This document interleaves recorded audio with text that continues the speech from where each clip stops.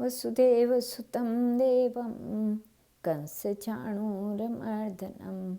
देवकी परमानन्दं कृष्णं वन्दे जगद्गुरुं। श्रीकृष्णं वन्दे जगद्गुरुं। श्रीकृष्णं वन्दे जगद्गुरुं। गुणवती का कार्तिक व्रत के पुण्य से सत्यभामा के रूप में अवतार तथा भगवान के द्वारा शंखासुर का वध और वेदों का उद्धार। सूत जी कहते हैं, एक समय हर्षोल्लास से प्रसन्न मुख वाली देवी सत्यभामा ने भगवान श्री कृष्ण से कहा, भगवान मैं धन्य हूँ, कृतकृत्य हूँ और मेरा जीवन सफल है।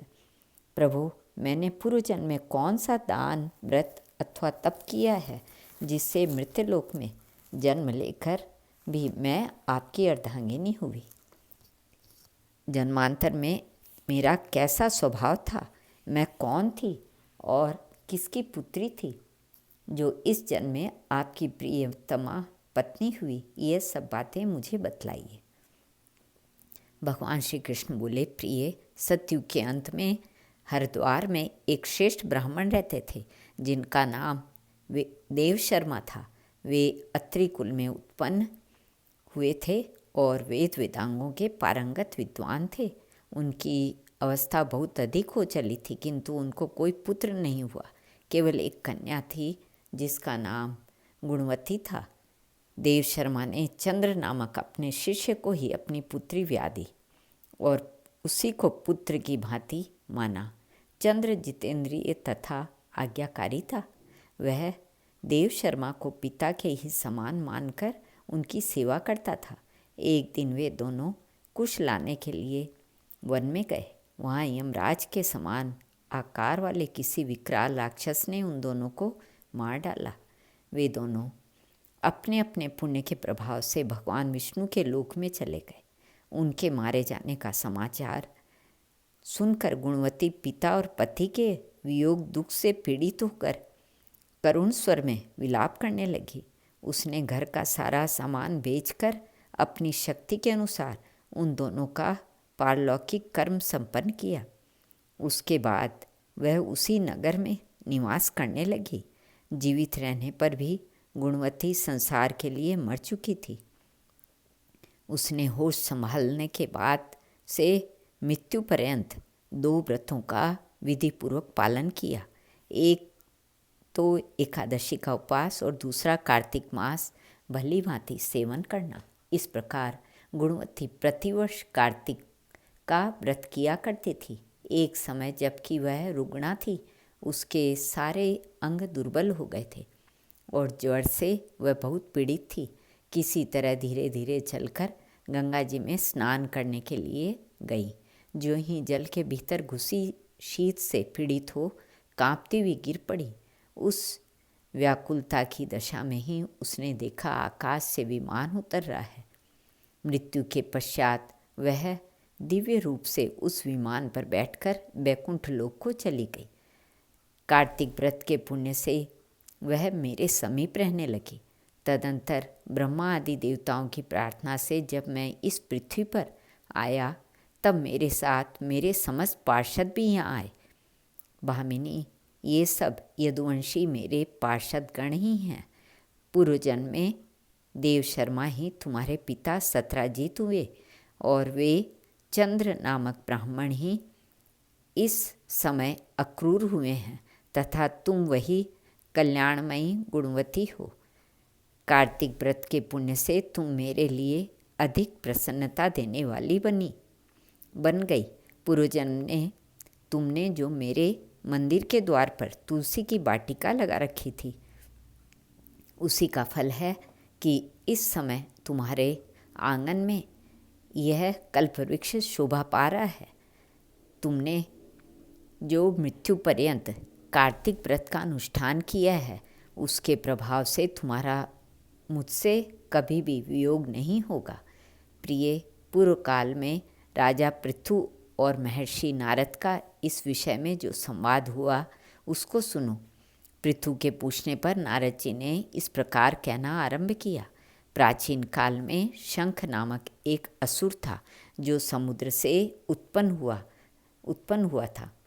उसने इंद्र आदि समस्त लोकपालों के अधिकार छीन लिए। देवता मेरुगिरी की दुर्गम कंदराओं में छिपकर रहने लगे।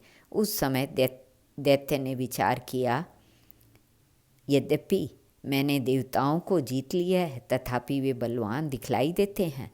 अब इस विषय में मुझे क्या करना चाहिए?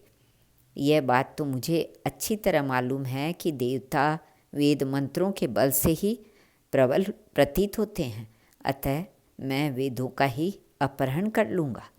इससे सब देवता निर्बल हो जाएंगे। ऐसा निश्चय करके वह दैत्य ब्रह्मा जी के सत्यलोक से शीघ्र ही वेदों को हर लाया। उसके द्वारा ले जाए जाते हुए वेद भय से उसके चंगुल से निकल भागे और यज्ञ मंत्र एवं बीजों के साथ जल में समा गए। शंखासुर उन्हें ढूंढता हुआ समुद्र के भीतर घूमने लगा, किंतु उसने कहीं भी एक जगह वेद मंत्रों को नहीं देखा। इधर देवताओं ने भगवान विष्णु के पास जाकर उनकी स्तुति की।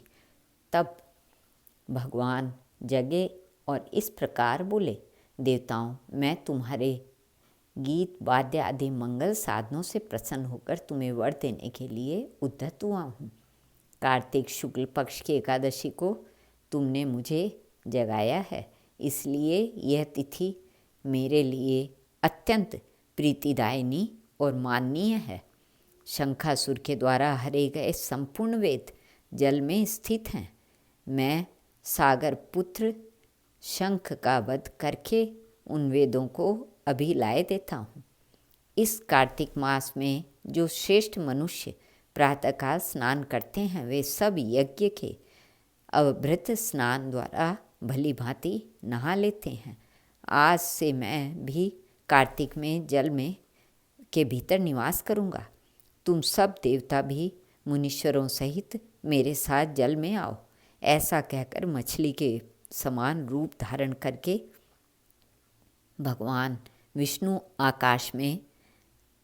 आकाश से जल में गिरे। फिर शंखासुर को मारकर भगवान विष्णु बद्री वन में आ गए और वहाँ उन्होंने संपूर्ण ऋषियों को बुलाकर इस प्रकार आदेश दिया, मुनीश्वरों, तुम जल के भीतर बिखरे हुए वेद मंत्रों की खोज करो और जितनी जल्दी हो सके उन्हें सागर के बाहर निकाल लाओ। तब तक मैं देवताओं के साथ प्रयाग में ठहरता हूँ। तब उन तपोबल संपन्न महर्षियों ने यज्ञ और बीजों सहित संपूर्ण वेद मंत्रों का उद्धार किया। उसमें से जितने मंत्र जिस ऋषि ने उपलब्ध किए, वही उन मंत्रों का उस दिन से ऋषि माना जाने लगा। तदंतर सब ऋषि एकत्र होकर प्रयाग में गए। वहाँ उन्होंने ब्रह्मा जी सहित भगवान विष्णु को उपलब्ध हुए सभी वेद मंत्र समर्पित कर दिए। सब वेदों को पाकर ब्रह्मा जी बड़े प्रसन्न हुए। उन्होंने देवताओं और ऋषियों के साथ प्रयाग में अश्वमेध यज्ञ किया। यज्ञ समाप्त होने पर सब देवताओं ने भगवान से निवेदन किया। देवता बोले, देवाधिदेव जगन्नाथ, इस स्थान पर ब्रह्मा जी ने खोए हुए वेदों को पुनः प्राप्त किया है और हमने भी यहाँ आपके प्रसाद से यज्ञ भाग पाए हैं। अतः यह स्थान पृथ्वी पर सबसे श्रेष्ठ पुण्य की वृद्धि करने वाला एवं भोग और मोक्ष प्रदान करने वाला हो। साथ ही यह समय भी महापुण्यमय है। ब्रह्मघाती आदि महर्षियों की भी शुद्धि करने वाला हो तथा यह स्थान यहाँ दिए हुए दान को अक्षय बना देने वाला भी हो, यह वर दीजिए। भगवान विष्णु ने कहा, देवताओं, तुमने जो कुछ कहा है वह मुझे भी स्वीकार है। तुम्हारी इच्छा पूर्ण हो, आज से यह स्थान ब्रह्म क्षेत्र के नाम से प्रसिद्ध होगा। सूर्यवंश में उत्पन्न राजा भगीरथ यहाँ गंगा को ले आएंगे और वह यहाँ सूर्य कन्या यमुना जी से मिलेंगी। ब्रह्मा जी और तुम सब देवता मेरे साथ यहाँ निवास करो। आज से यह तीर्थराज के नाम से विख्यात होगा। तीर्थराज के दर्शन से तत्काल सब पाप नष्ट हो जाएंगे। सूर्य जब मकर राशि में स्थित होंगे उस समय यहाँ स्नान करने वाले मनुष्यों के सब पापों का यह तीर्थ नाश करेगा। यह काल भी मनुष्यों के लिए सदा महान पुण्य देने वाला होगा। माघ में सूर्य के मकर राशि में स्थित होने पर यहाँ स्नान करने से सालोक्य आदि का फल प्राप्त होंगे। देवादिदेव भगवान विष्णु देवताओं से ऐसा कहकर ब्रह्मा जी के साथ वहीं अंतर्ध्यान हो गए। तत्पश्चात इंद्र आदि देवता भी अपने अंश से प्रयाग में रहते हुए वहाँ से अंतर्ध्यान हो गए। जो मनुष्य कार्तिक में तुलसी की जड़ के समीप श्रीहरि का पूजन करता है वह इस लोक में संपूर्ण भोगों का उपभोग करके अंत में वैकुंठ धाम को जाता है। श्री कृष्णार्पणमस्तु।